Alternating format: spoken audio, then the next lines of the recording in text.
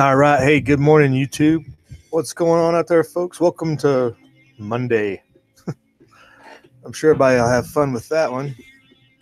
So what's going on? How's everybody doing? Here's our weather rolling through at this minute. It looks like the south and east are going to get some serious storms. According to some of the forecast stuff, this stuff is not going to get any better out there. So get your buckets out, get your sandbags, it sounds like, and stay indoors if you can. Doesn't sound fun. Hope everybody had a good weekend, though, and we'll see what else is going on. See if we can get through this unscathed. The rest of the week, got some snow rolling in through the Rockies and Dakotas. According to this, so the winter still creeping in. Nothing serious yet. Creeping. Even a little bit in the Cascades, too, and we're dry out here. The mountains ain't even got any snow on top of them. It's almost depressing. So that is that, and of course Canada's got plenty of snow. They've been loading up for weeks up that way, even over in Quebec and whatnot. So if you're not a snow lover, don't go to Canada. At least this time of year.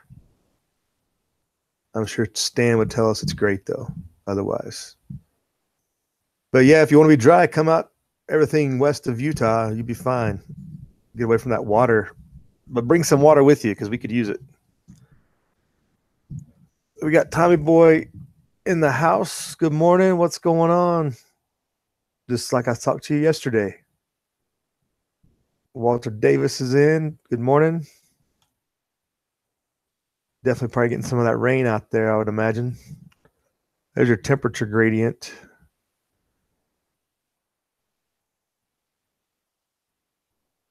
Dry and cold out here.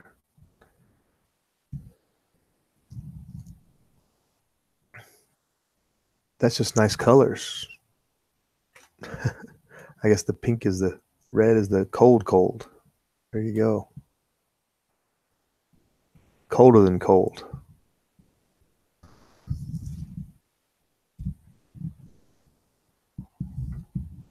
But let's see what else is going on. It seems like the only thing anybody's going to be talking about the rest of the next couple of days, of course, is going to be the election. Like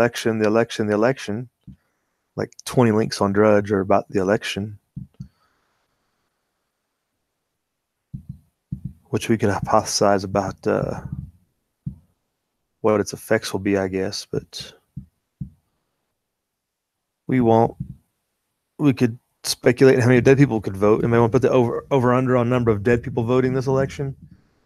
Or put the over and under on 1 million, 2 million. What are we looking at? 5 million? I think somebody said they found 3.2 million dead people on voter rolls nationwide or something like that. They didn't have any stats on whether or not they voted the last election, but it was just total number on rolls, I think, that were deceased that were still on the rolls. That was like not too long ago either. So I guess you have to put the over under on about 3.5 million or something. More people die every year, right? Who knows if they get put on or not. But more directly to the most pressing situation, the invasion force coming our way. We had talked last week about the deployment, who was getting deployed, and Saints and Sappers was with us with the intel say when they were going to be laying down concertina wire and barricades and stuff with the engineers down there, and that's some of the first images we got is of that. So he was on point with that intel. Seems like that there's several stories out there now with them laying down wire and the different elements. So this is on the Zero Hedge. U.S. troops lay down razor wire at the southern border. Just saying razor wire makes it sound more intimidating than it actually is. Just don't get in it, I guess, would be the lesson of the day on that. But it's just wire. So here, U.S. troops at Mexico border laying down approximately 1,000 feet of razor wire along the Texas side of the Rio Grande underneath the McAllen Hidalgo International Bridge. So they're working at ports of entry to boost them up, it looks like, that already established points to kind of boost their ability to fend off large swaths of the human horde. So it's still, they're counting 3 separate caravans of Central Americans make their way north in the hopes of claiming asylum. But they've been offered asylum in Mexico already and refused. So they're no longer refugees, right? Soldiers participating in Operation Faithful Patriot are working with the Customs and Border Patrol to install the fencing according to the Department of Defense. Right?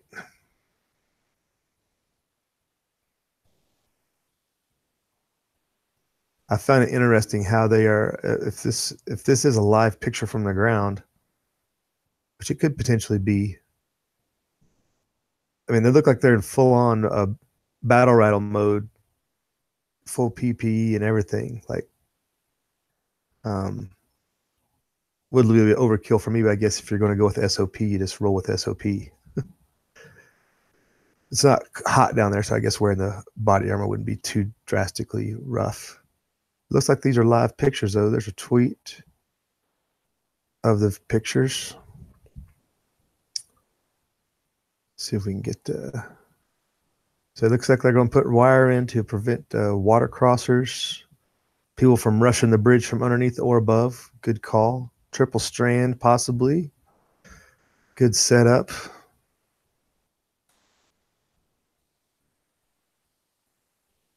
Do these expand? No. Got their engineer stakes out and they're rolling. Hey, good morning, Truth Freeze. How's it going?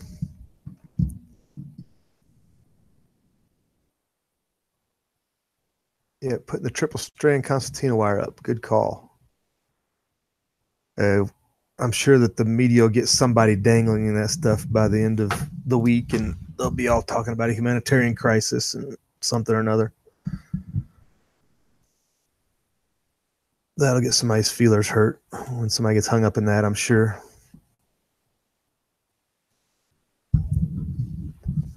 But yeah, Saints was on point with that intel, and we finally got some images from it.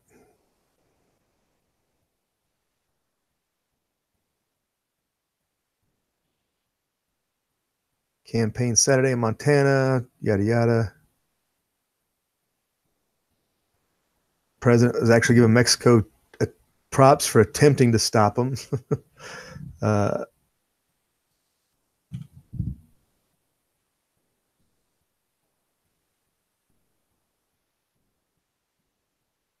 Here's more pictures, barbed wire, razor wire. What is it? Yada, yada. Fox News has a segment on it talking about more pictures, video from NBC News. So troop arrivals, around 900 troops have arrived at the Mexico border since the Trump administration announced the deployment October 26th, which means the military had probably been prepping it for like 2 weeks. They probably had people in motion for them to get down there that quick.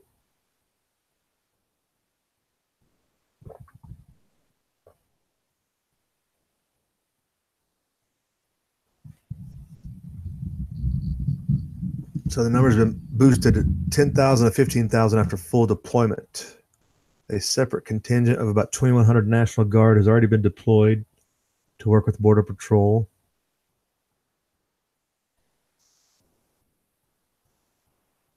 The original caravan continued on foot. So here's your invasion force update. Original caravan continued on foot Saturday after Mexico rescinded an offer to bus them to Mexico City, citing a lack of water. It sounds familiar. Were we talking about lack of water in like all the major cities this past summer? They're currently making their way through the Gulf Coast state of Veracruz and are around 750 miles from the U.S. border. The caravan's numbers have dropped from 7,000 to around 4,000 over the last few weeks, while around 3,000 have applied for asylum in Mexico and others have returned home. On Friday night, Veracruz Governor Miguel Yunez offered bus rides to the country's capital. However, he quickly rescinded the offer, blaming maintenance work of Mexico City's water supply, which he said left 7 million people without water over the weekend. Mexican officials, meanwhile, have ceased to provide bus, truck, and van rides to the group. A second caravan of around 1,000 to 1,500 people from Guatemala, Honduras, and El Salvador entered Mexico last week and is around 1,000 miles away. They're trailing a little bit behind. But that's also the instigator crew right there, too, I believe. That's the ones that were rioting and throwing rocks and everything else at the Mexican border with Guatemala, I believe.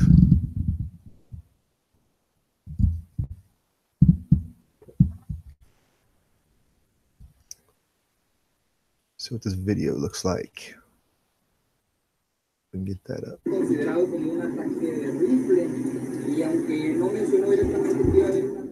Why is it in Spanish?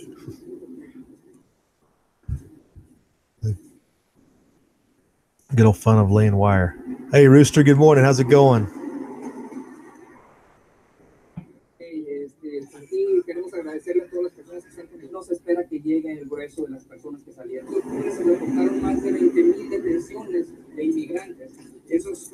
So it sounds like they're taking all the video from the Mexican side of the river, obviously. It sounded pretty obvious. All the audio is Espanol. But so that's going on. There's probably multiple points where they could probably get that video, I would imagine. But they focused here on the McAllen at the Rio Grande River at the McAllen Hidalgo International Bridge. That's not El Paso, right? Where is that?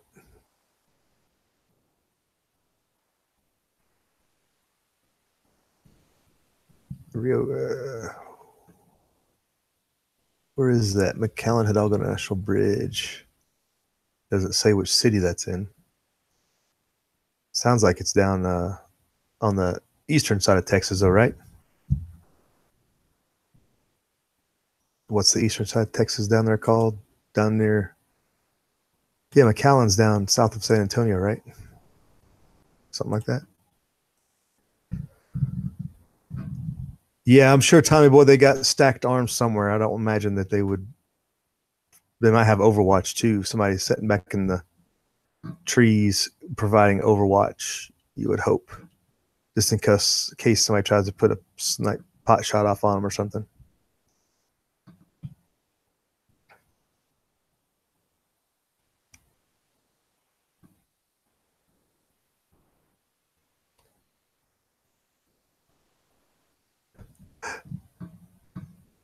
Rooster says, why did 3 of our sample ballots come in Spanish? Is that in California? Because everybody in California speaks Espanol, right? Isn't that the way it works out there, Rooster?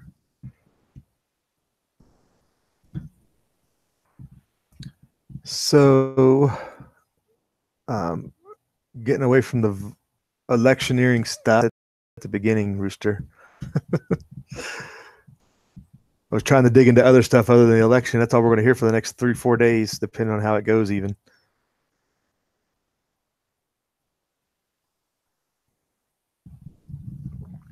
Hey, good morning, Castaway. How's it going? But, and looking for my favorite subject to secession, this article came up. So, in the Deep South, residents of an upscale suburb fight to secede from their neighbors. And I was like, well, that sounds like fun. So I wasn't sure exactly what that meant. So I was going to look into this. It's on the LA Times even.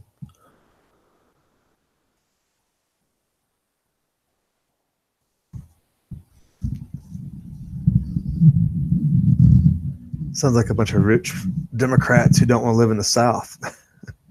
But anyway, so yeah, there's no consiglios native to Georgia, I don't think. So this is out of Henry County, Georgia.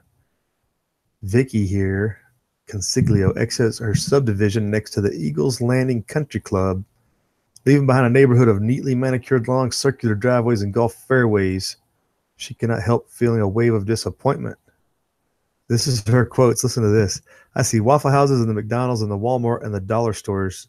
I'm thinking, is this all I can have? There's no fresh farm to table, no parks, no entertainment. Is this a Yankee transplant?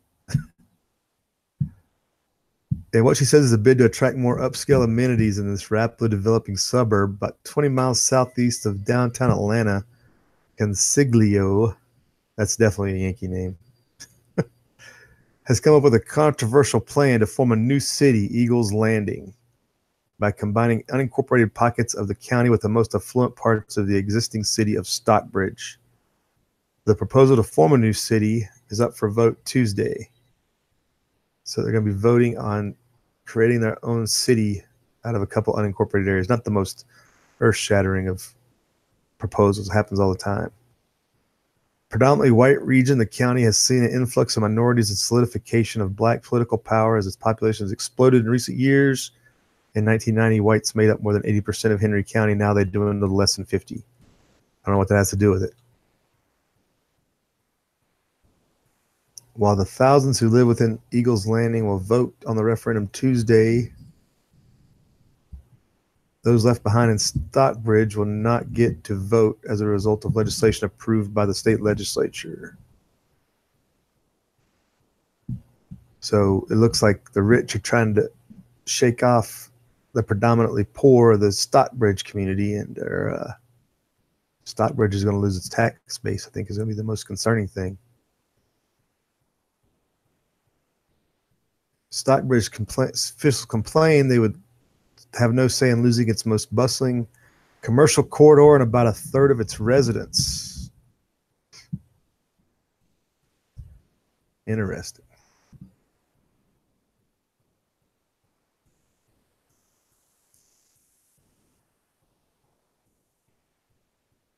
If Eagles Landing manages to wrestle away from the southern portion of Stockbridge, a section that itself includes its most influential residential pockets as well as main commercial corridor, brings in nearly $5 million of the city's $9 million annual revenue. Ford has warned that the city would be forced to impose a new property tax. So there we go. It's all about the taxation.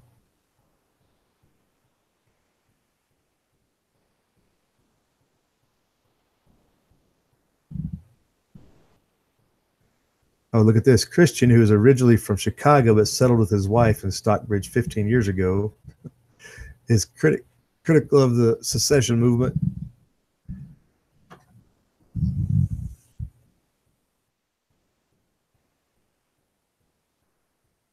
Oh, it's like all the Yankees came south and are trying to fight the Civil War all over again by cutting it up into rich white enclaves with all the other Yankees who came south who don't want to do that.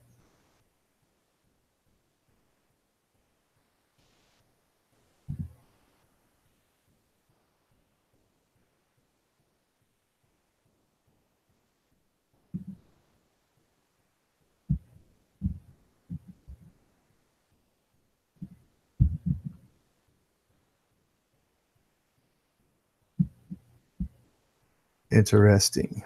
They don't say where the rest of the crew's from, but found that an interesting topic.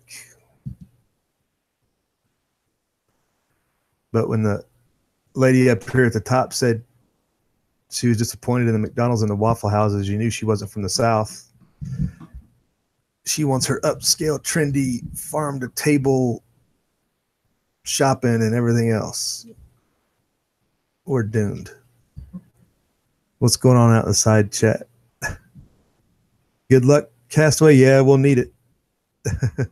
Need all the luck we can get, regardless how the election goes.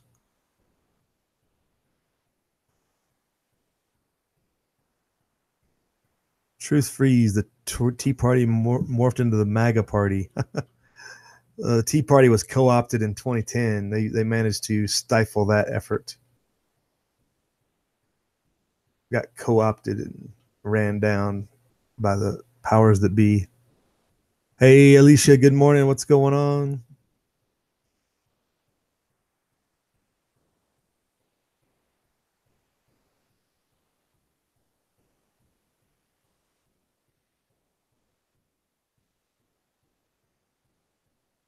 Yeah, they're trying to intermix racial politics into this whole Stockbridge thing as well as class. They can't make up their mind if it's a class warfare or if it's racism, because there's rich black people that live in this area that want us to secede, and there's others that don't, yada yada yada.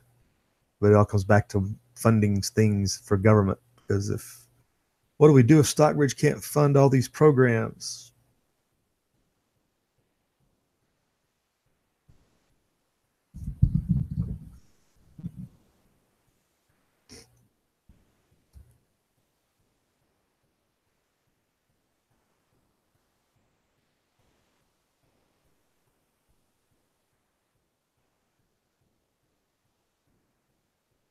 So that's going on in Atlanta. Found that as an interesting subject. Hey, Barry Wood, good morning. What's going on? How are you? So another thing to think about this coming season as you do your shopping, online mostly, Amazon is hiring fewer workers. And the question here, is it a sign that robots are replacing them? There was an article last week about a fully automated robot warehouse. And I was like, just burn it down now. The machines are going, what's that? Becoming self-aware. Machines are going to be self-aware before too long. It'll be too late. Might as well take them out now. But Amazon is trying to outpace inflation and get around worker costs by using robots, which you would think with some of their all that X number of billions of dollars that Bezos would probably be able to implement this. So it's one of those things. What humans are working towards their own demise. I mean, you have a job on the side or temporarily, but eventually the corporation you work for makes enough money to automate everything and make it all robots, and they don't need you anymore. And robots are cheaper, less maintenance, and they don't have any legacy costs like Social Security tax and retirement and medical costs. I guess they got maintenance costs, but they're probably mitigated. Robots don't call in sick that we know of yet, et cetera, et cetera. Robots don't take holidays. They don't have birthdays or family days or vacations or nothing. So much more efficient, right? So Amazon is staffing up for the holiday rush with around 100,000 additional hires. As big as that sounds, it's actually fewer than the e-commerce giant added in either 16 or 17, when it brought in 120,000 additional workers. City analyst Mark May says he thinks the reduction in seasonal hiring is strong evidence that Amazon is succeeding with plans to automate operations in its warehouses. We've seen the accelerated use of robots within their fulfillment centers, and that has corresponded with fewer and fewer workers that are hiring around the holidays, May told CNBC on November 2nd. He added, 2018 is the first time on record Amazon plans to hire fewer holiday workers than it did previous year. This is a big deal around here because Amazon has got a huge warehouse out this way that they definitely bring on a lot of people during this time of year. Since the last holiday season, we focused more on ongoing full-time hiring in our fulfillment centers and other facilities. Amazon spokesperson Ashley Robinson said in an email, adding that the company has created over 130,000 jobs in the last year. We are proud to have created over 100,000 new jobs in the last year alone. There's our hiring plan graph. It's slightly down this year to match 15 numbers. Could it just be a sign the economy's slowing down and Amazon knows it? Maybe it has nothing to do with robots. Maybe it just means that people aren't going to be buying stuff because they can't, or they wised up and realized they can't charge it forever.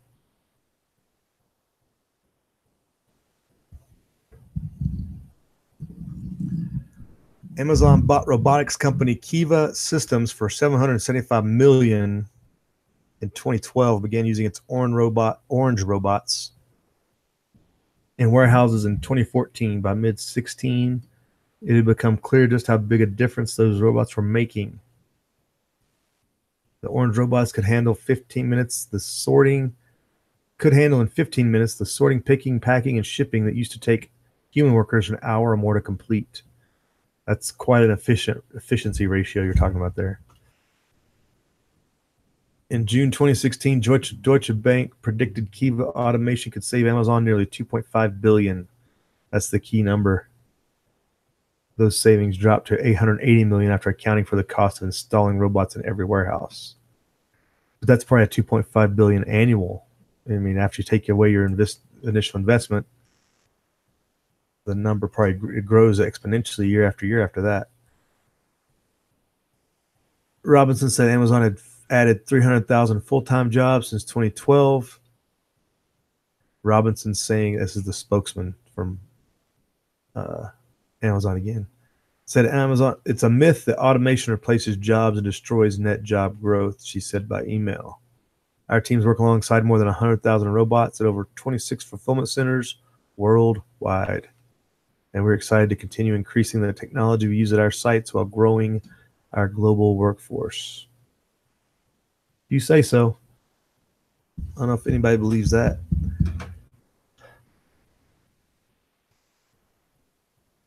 The success of robots thus far may have contributed to Amazon's October 2nd decision to raise minimum wage to $15 an hour for all U.S. employees. Oh, yeah, I forgot about that.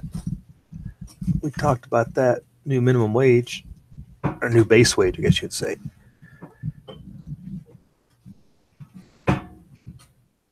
Amazon sees the move less financially risky if Amazon sells itself, rapidly replacing these human workers with robots and other automated systems.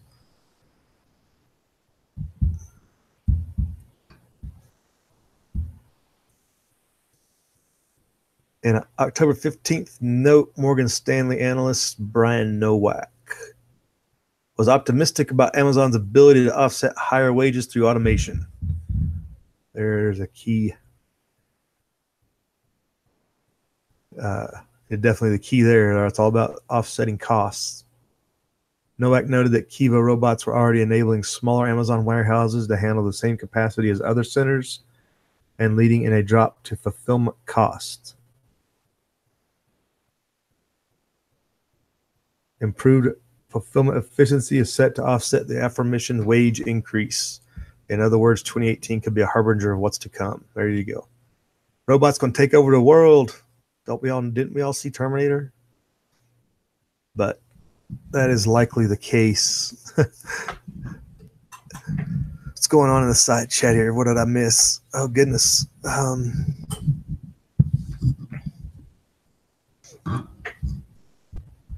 Where are we at here? Goodness, we're back up.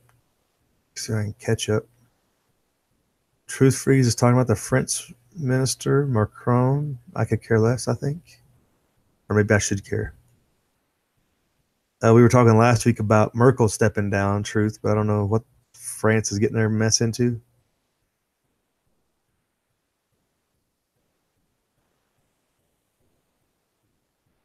Rooster says, I've seen the robots. They aren't real robots. They are miniature forklifts. Well, it depends on what you're talking about, Rooster. I mean, yeah, I guess at the Amazon Center, it might be just a little automated forklift, but it just depends on what type of service it's providing. They're all a little different. You got those Boston Dynamics videos of full-on almost cyborgs doing agility drills and stuff.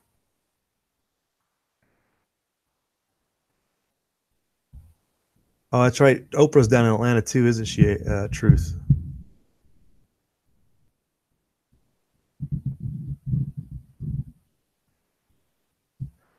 Walter Davis's wife got a new truck that's got a computer.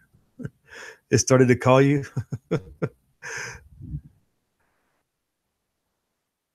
Barry doesn't like Oprah, doesn't look like.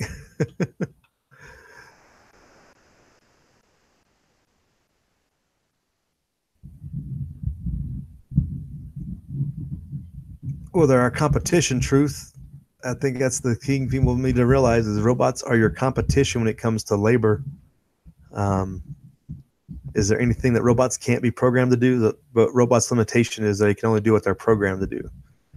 I don't know that the idea of them becoming self-aware and able to think is that I don't know if we get to that point, it's I mean, shouldn't we be shooting them in the streets? It's full on competition at that point. Aren't they going to come after us first? Because they'll do the equation of competition.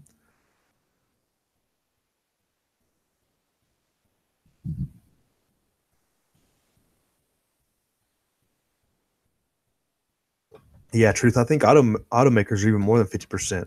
The ones in the U.S. like Kentucky and Dearborn and all the other places they have auto production. I think they're more than 50% robot automated when you compare it to old production assembly lines.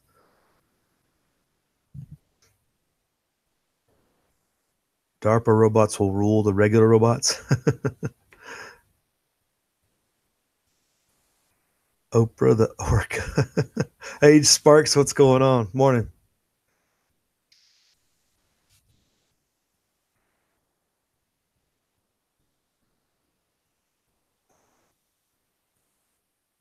AI. Truth says AI has invented their own language, so not far fetched. Is that right? I don't think I'm ever seeing that article. Well, they've invented their own language. That's crazy. Yeah, that's bad.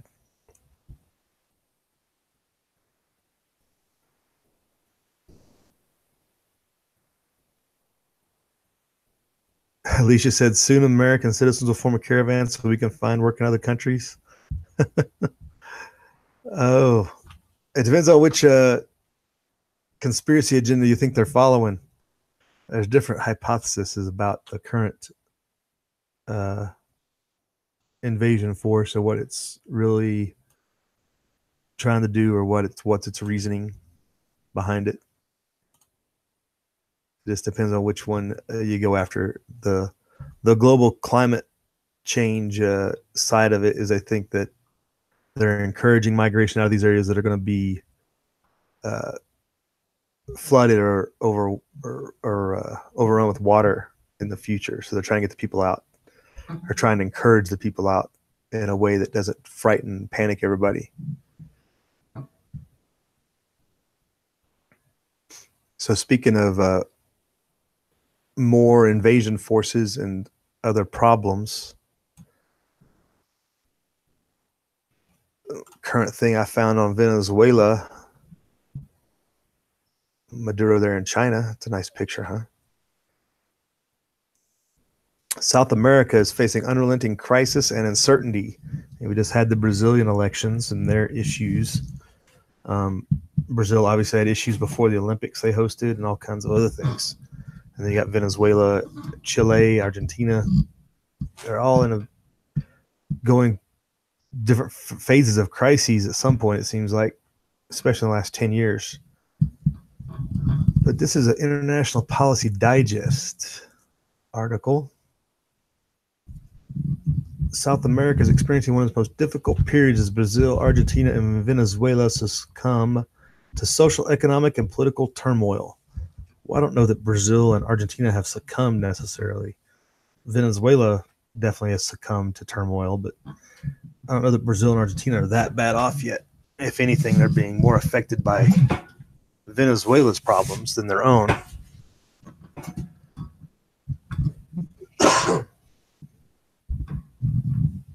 Venezuela's national struggles have spread, affecting the security and economies of its southern neighbors, and as uncertainty pertaining to the Brazilian elections have impacted other economies, and Argentina's economic debacle has destabilized countries like Paraguay, Uruguay, and Bolivia. Is Argentina that bad off?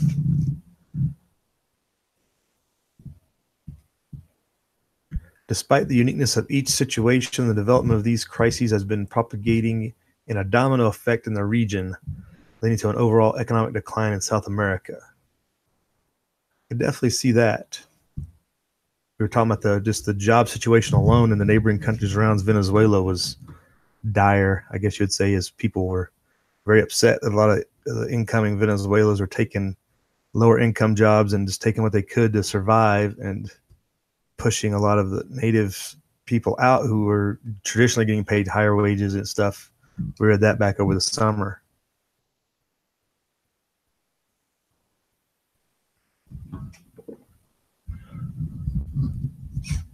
South America received one of its biggest blows when Brazil, which represents roughly 34% of the Latin American economy, began to experience economic and political problems spurred by the Lava Jato corruption scandals. Guess we have to look that one up.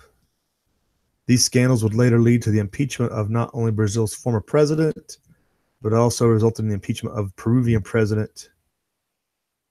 That's a weird name for a Peruvian president. Pablo Kuczynski.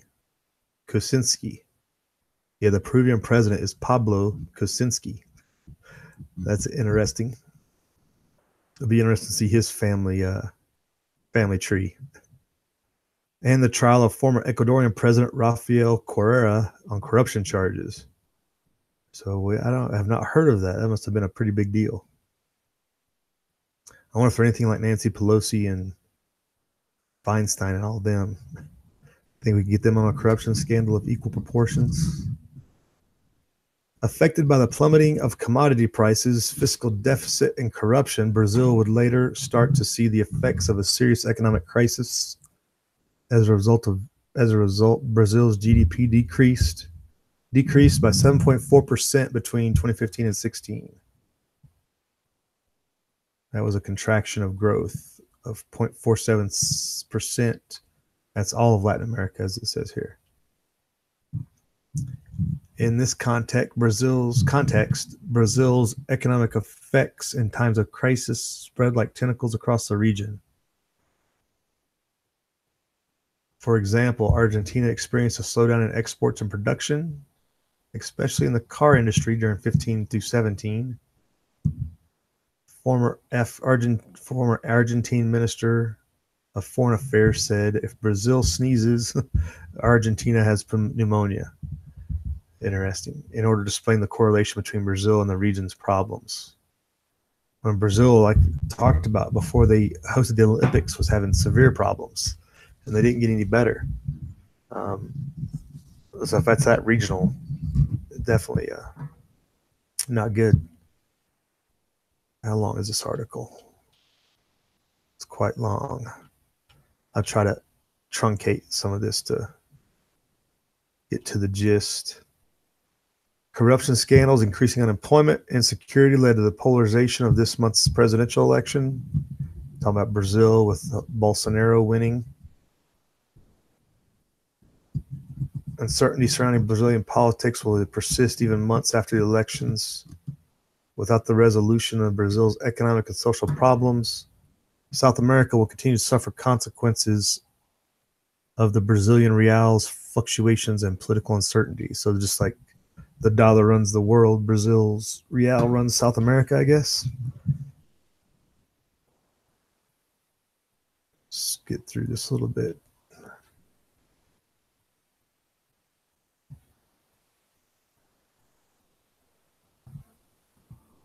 See what Argentina's crisis is reminiscent of the chaos of the 2000s crisis.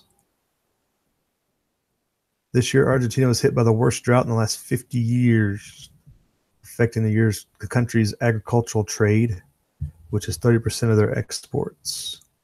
In addition, failed austerity never works, political drama, corruption, international trade wars sank the Argentina peso, lost 50% of its value against the dollar in 2018. International investors have lost trust in Argentina, which is not good considering them. Venezuela are out of the picture now.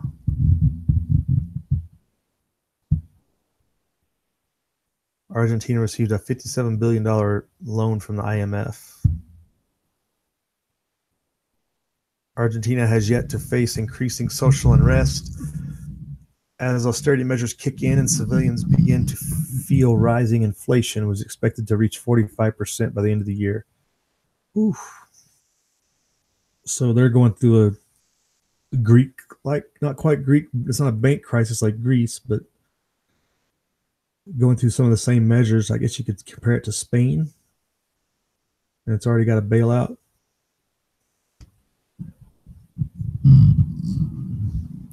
However, the Argentinian crisis goes beyond its borders. The economic debacle has affected other countries like Uruguay, Paraguay, and Bolivia.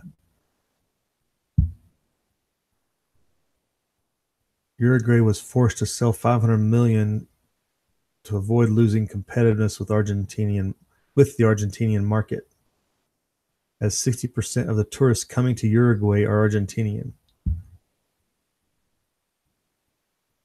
Uruguay removed a value-added tax for foreigners in a move to further incentivize tourism. Why did you have that tax to begin with? So lots of cross-border issues with everybody affecting everybody else. Paraguay, Bolivia, etc. with Argentina. Bolivia's government, in their wiseness here, it says, they had an economic team that decided to place tariffs on Argentinian products to avoid dumping. Venezuela's situation is expected to continue downward as they fail to stop rampant inflation. So they're following in Venezuela's footsteps. Venezuela's inflation is projected by the IMF at 1,000,000%. That's very bad. I don't think we've heard this much detail about this previously, at least definitely not in the casual news. You'd have to definitely dig for this. And this article just came out today, but you definitely have to dig for such high level of crises articles.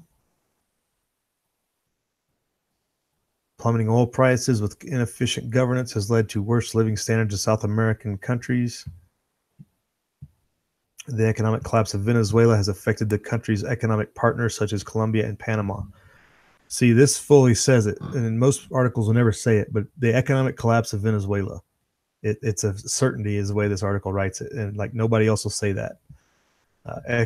Venezuela is an economic collapse, and nobody else has said it like that. That's at least somebody's honest about it. I guess I got past the editors, or they are just honest enough not to care. With the decline of Venezuela, these countries have seen their economic activity sharply decrease. The country's precarious situation has forced many to look for opportunities outside of Venezuela. Yeah, we know we've documented the Venezuela situation. Up to 4 million Venezuelans have left the country to search for other opportunities. Colombia has been receiving the highest amount of refugees, roughly 1 million Venezuelans in Colombia alone. Labor oversupply, as we were talking about. Labor oversupply from Venezuela represents a major challenge for Colombia.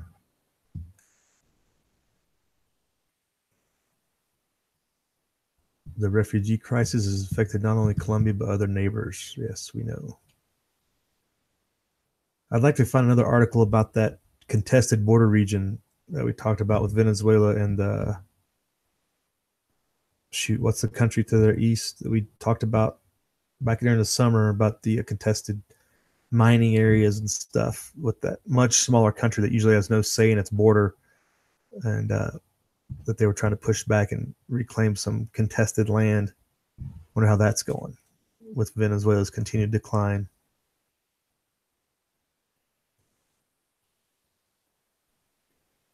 So yeah, all these problems in South America are definitely going to continue to trickle north. I think we can expect fully this to have a further effect on the U.S. and Mexico and Canada for that problem, for that issue. I mean, probably affects everybody.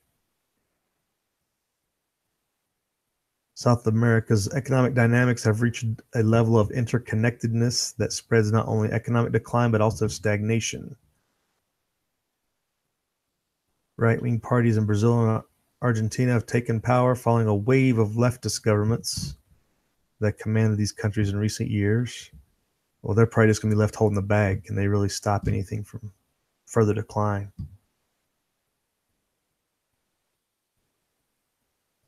This article might be slightly biased, as it says Brazil ended up with a radical military right-wing government. I don't know that Bolsonaro was putting in a radical military right-wing government, but that's I guess that's one way to say it. Might be a slightly biased perspective there. Yeah, because it says, meanwhile, the Venezuelan government remains politically stable as fragmentation and division of opposing parties have strengthened the government's position. this article might be slightly biased in that perspective.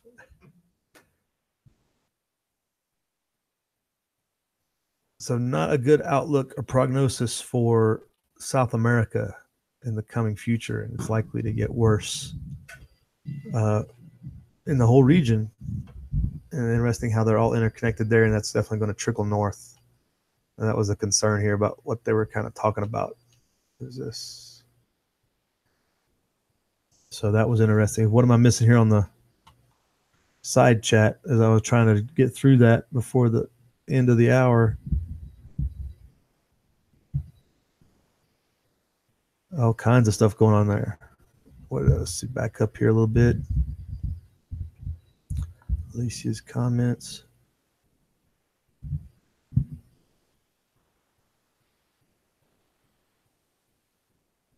Truth says clean water will be the new oil. Yeah, water's going to be a valuable resource. It won't be as taken for granted as it is in the future. I think that's true. Alicia says one world government wants us all in the same place to make the culling easier. Well, you always want to get your herd pinned up before you take them to the slaughterhouse, right, Alicia? At least that's what I would do. That's kind of...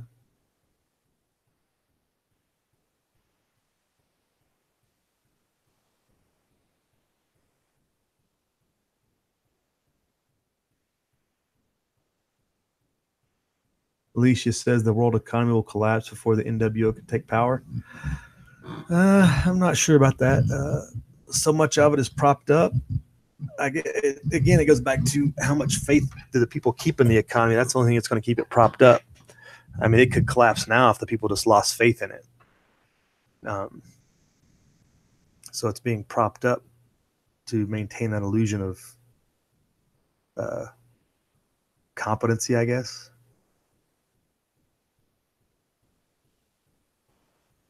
Walter says, I wonder how many immigrants are actually refugees from Venezuela. And we have been asking that question, Walter. But from what I can understand, the Venezuelan refugees situation is well tracked. I think we saw back in the summer there were something like 40,000 from Venezuela had taken refugee status in the U.S. or had asked for it and were like in the country.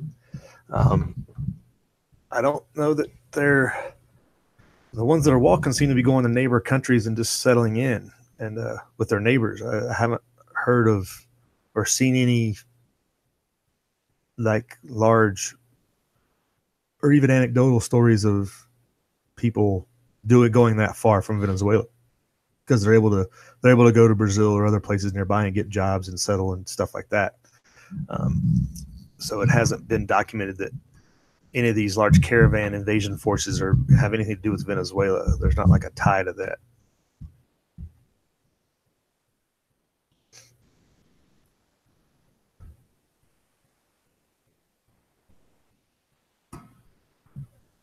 Hey, Tactical Tony's joined us. Alicia and Toxic are talking about the different powers that be at the top.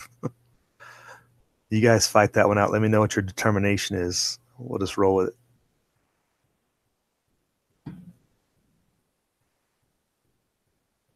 Yeah, Barry Wood, good point. Too bad we can't come together as a human people and clean house on all the stuff that uses to control people. Good point.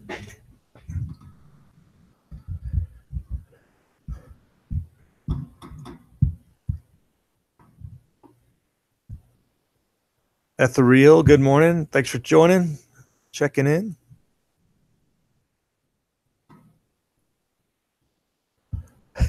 Walter Davis says if Brazil goes to war with Venezuela, it'll be like two toddlers fighting over a bottle. I don't know that anybody's even intuited of any wars going on down there. I think Brazil would probably crush Venezuela fairly quickly the way things are working right now. I don't think that would be a contest. It'd be more like a big brother taking little brother's lunch money. But nobody said anything about any potential wars in South America that I've seen lately. It's always in the cards. You never know what's going on behind the scenes, but especially if Argentina goes into 1,000,000% inflation and all these other issues, something could pop up. But infighting amongst South America hasn't been brought up.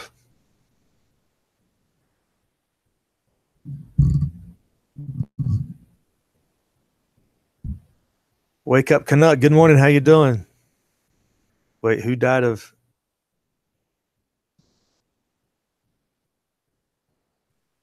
Somebody died from swallowing a slug. That doesn't sound like a good call.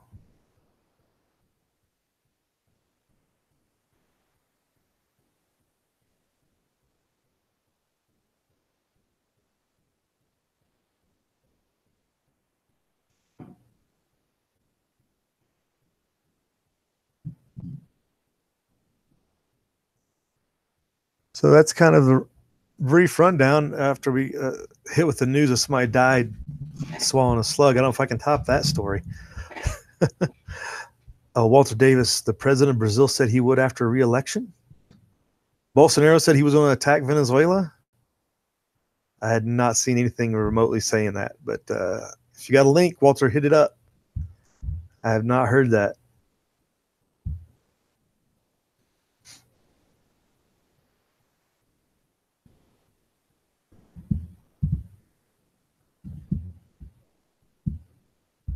Frost on the lawn in Canada stand up there.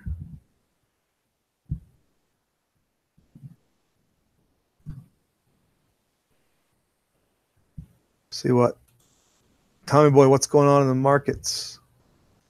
The futures were, let's see if we can refresh this, get it up to date. How much to the upside? Everybody's all happy and ready for the election so they can drop it down and get more profits. Sideshow, but really the bond market. No, keeping the bonds down, that's the key. Got to keep that bond tame.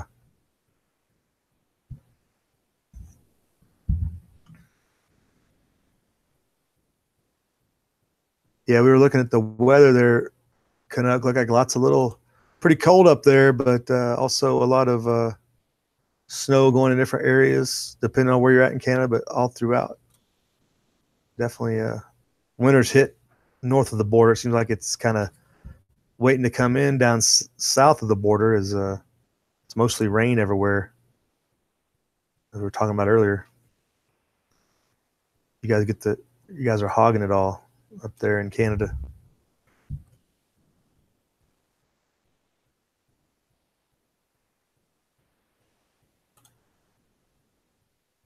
All right.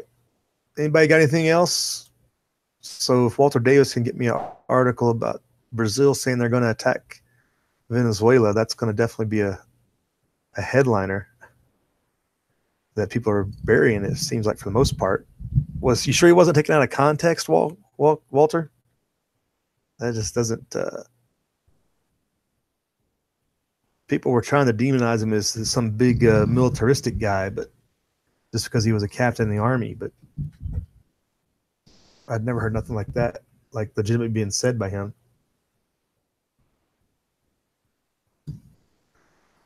So I guess by this time, Wednesday morning, we'll have all the world will have ended after the elections, and we'll all have to enact our preparedness plans as appropriate to survive for the next go around, from all the angst coming from especially the socialist communists. Their wailing and gnashing of teeth is pretty loud right now. You got all these celebrities going around talking about the end of the world as we know it if you don't elect their people and stuff.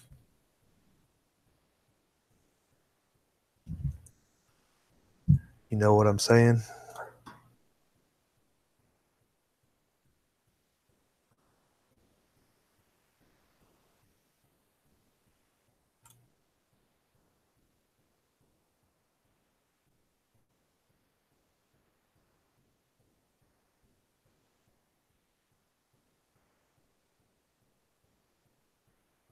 Oh, Walter, his son said it in an interview. Interesting.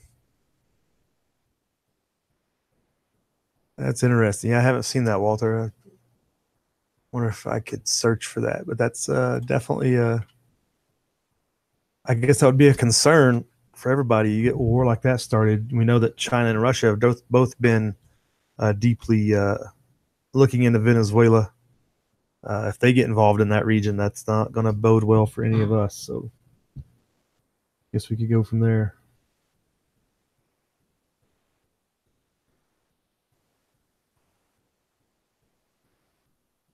I mean, Brazil's had a hard enough time with its own people. That's trying to go to Venezuela. See if I get anything in this search.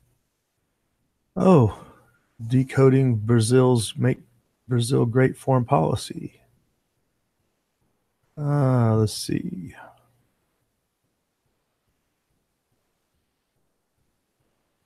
Okay, this is from October 29th.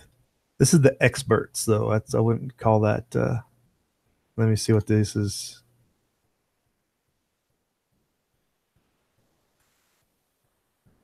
Oh, Rooster, you're going to come to my house? That's your plan, huh? Oh, no. I'll have to stock the freezer a little deeper if that's the case.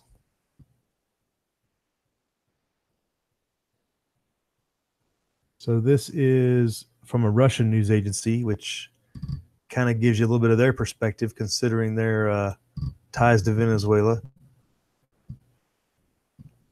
Experts not ruling out Brazilian military incursion into Venezuela under Bolsonaro. This is October 29th, so last week.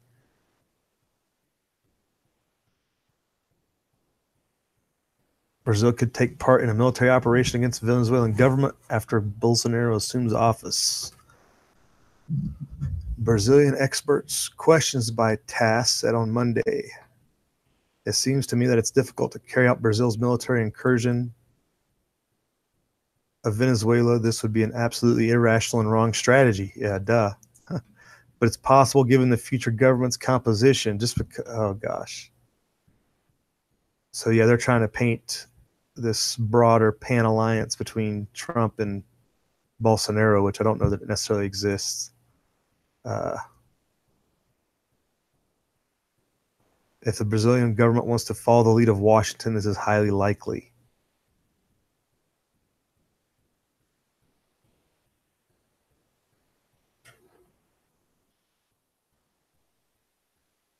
Interesting. I'll put this link in the description box below so the future reference, if anybody wants to look at it. It's too long to go into here right now. We got to jet out, folks. But thanks for that lead, Walter. I hadn't heard of anybody floating out there, Brazil, and going to war with Venezuela. That's just, man. Oh, goodness. People can't get out of their own way. That would be just stupid as a stupid does, right? No call for that, I would think. Oh, Sparks, you're coming to my house too?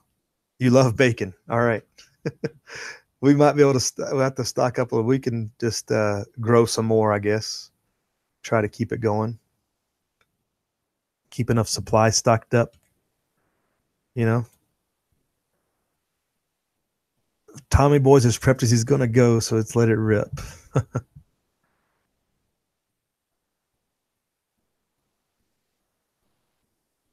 Truth Freeze, what are you talking about? Go and get me off topic.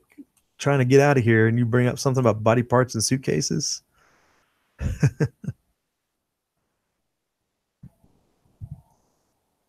At the real, don't you think people are focusing on the media and the presidency more than the environment? Earth is dying. It doesn't seem to like be doing much.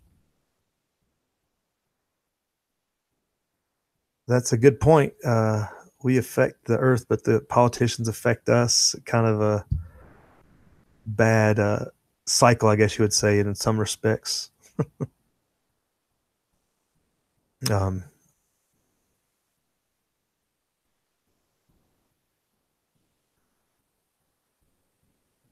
Shinichi Tomoshi. Do we have some Asians in the house here? Welcome to the chat. Ethereal, my view on Trump. Oh, goodness. You know how many videos you've missed, Ethereal? If you wanted my view on Trump, I can go. It goes on for hours. But the worst case is, my worst case view is that he is controlled opposition that is part of the big oligarchical club who controls everything and is just going to end up being the fall guy for the economic collapse. That's probably worst case, my view on Trump. best case, he's a lone man in a lone fighting position. It's not going to really be able to change anything. That's probably the best case situation. I think that would be my synopsis view on Trump. If you take him at his face value, he's a guy in one position that can't really do much and is going to get overwhelmed and left holding the bag as well in the end. So that's my best case and worst case scenarios.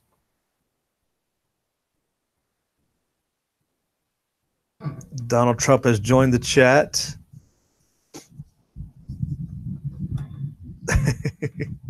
Right, he's here. We're under surveillance. NSA is watching us daily anyway, so don't worry about that. Yeah, and that's a good point, Rooster. The sun does have a lot to say about it, but also we have our own effects with all the garbage people dump out and everything else, and the different things we dump into the earth, which you think we could have some solutions if we weren't busy doing the deeds of powers that be. All right, folks, we're going to leave you. Thanks for joining in. Thanks for checking in, people. We'll see you later in the week if we don't see you before then. But everybody have and survive your Monday, if nothing else. And we will see you on the back end again later. Have a good day. Live free.